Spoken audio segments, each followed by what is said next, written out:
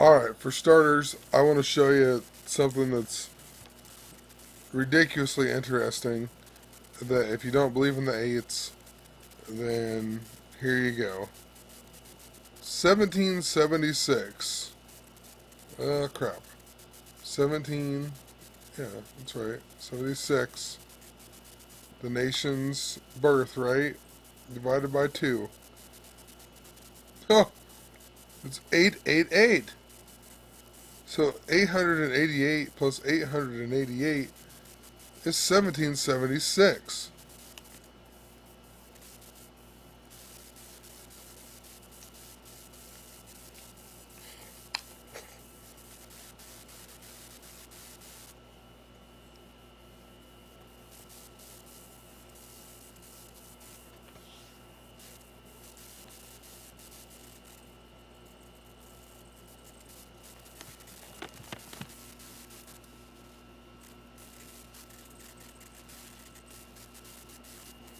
The guy who owned the World Trade Center, um,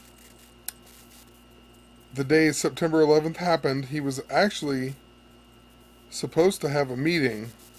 His company planned a meeting yesterday morning on the 88th floor of one tower.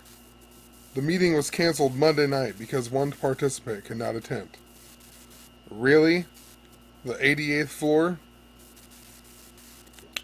There's a documentary that came out in 2011 called 9/11 Heroes of the 88th Floor. Now, why the 88th floor? I never heard anything about the 88th floor forever. Why did they make a documentary in 2011 about the heroes of the 88th floor who they saved 77 people? I mean, that's pretty weird.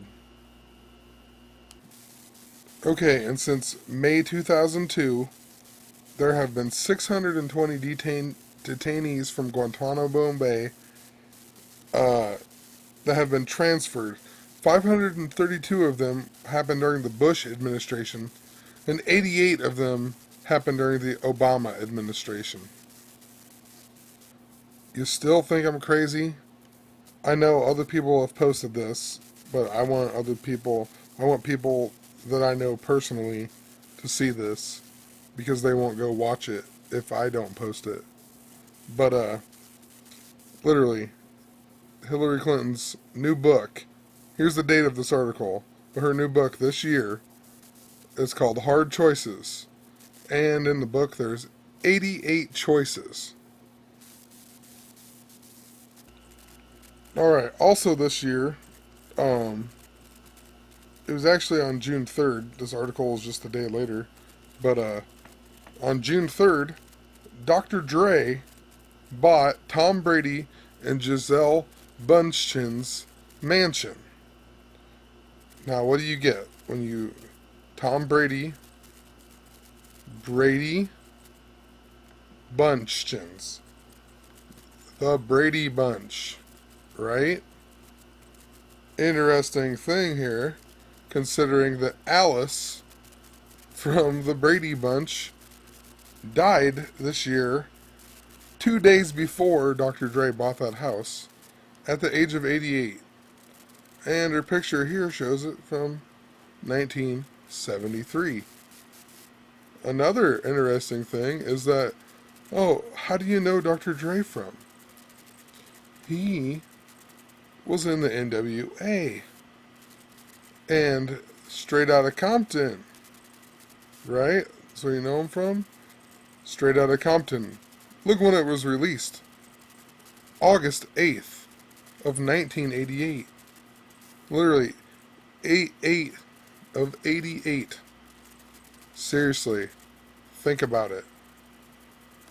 The Land Before Time came out in 1988.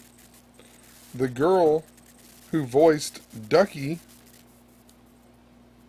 also died in 1988. So a whole bunch of other stuff along with it. The Land Before Time came out on November 18th, of 1988. So you have 111888. That is the date. 11/18/88. 111888. Now, if you watched my previous videos, you will understand the significance of the 111 and also of the 888. Alright, at the time I wrote this, Yogi Berra was 88. He's now 89 years old. But, well, I gotta look now. I can't remember what I was gonna say. Um, he was 88. His wife died this year, and he put his house up on the market for $888,000. I forgot to pull up an article, but that is, look it up. It's real. He wore number 8, and his house was blue. I mean, that represents Neptune and everything that's been happening. Also, August 22nd, which is 8/22 of 1988, he was honored with a hung plaque in Yankee Stadium, and he also quit school after 8th grade. But it gets even better. The guy who voiced Yogi Bear originally, he did it until 1988. The guy who replaced him died on July 22nd of 2008. It's kind of weird. Alright, if you go back and watch some of my videos about Neptune, um, Neptune is the 8th planet from the sun.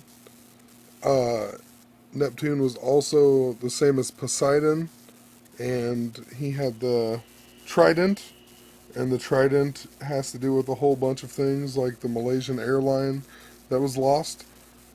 But what I'm getting at is that the Normandy landings in 1944, which is half of 88, were codenamed Operation Neptune. Also, when SEAL Team 6 shot Osama bin Laden in the eye and then fucking put him to death in the ocean, like, kind of like Osiris. It's pretty weird. But, the code name of that mission was Operation Neptune Spear. Okay, so we got Bill and Ted's Excellent Adventure. It says it came out in 89, but there's a part down here somewhere where it says that actually it came out in 88, or they were like, most of the movies were marked with an 88 because the movie was delayed or something. So it came out in 89, but it was actually supposed to be in 88, and they were marked with 88. The setting of the movie is also in 1988.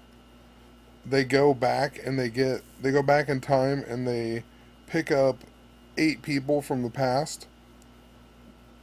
And then like the people who are helping them are from like the utopian like society from the future, and the future year is 2688. Well, 26 years ago from 2014 is 1988. The theme song to this movie is also called In Time, and the 88s have to do with a lot to do with time travel and many other things, but time travel is like a really big thing with the 88s.